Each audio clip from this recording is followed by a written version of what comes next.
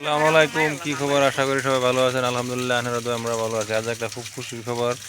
আজ যেহেতু আমরা খামারে কাজ করি, মুরগি খামারে কাজ করি, তো আজকে হঠাৎ মানে আমরা এই খামারের সাইডে দেওয়া মানে শুরু শুরু মানে গাতা গুতা আছে।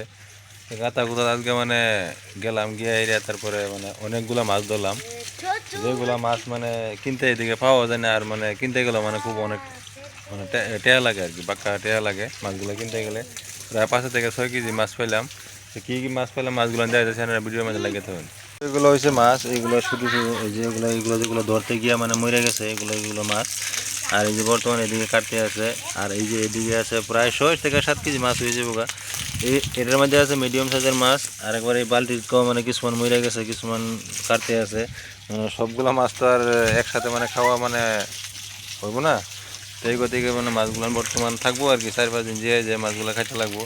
তারপরে এদিকে আমরা আরেকটা সিস্টেম করছি, এদিকে আমরা খামার মাঝে যেহেতু কাম করি, এদিকে দেখেন আমরা আর এদিকে মানে সুন্দর শাকসবজির মানে ব্যবস্থা করতে আছি। এই যে এদিকে ক্ষীরা আছে, ধুন্দুল আছে, তারপরে বরবড়ি আছে, তারপরে এদিকে ভেন্ডিও আছে।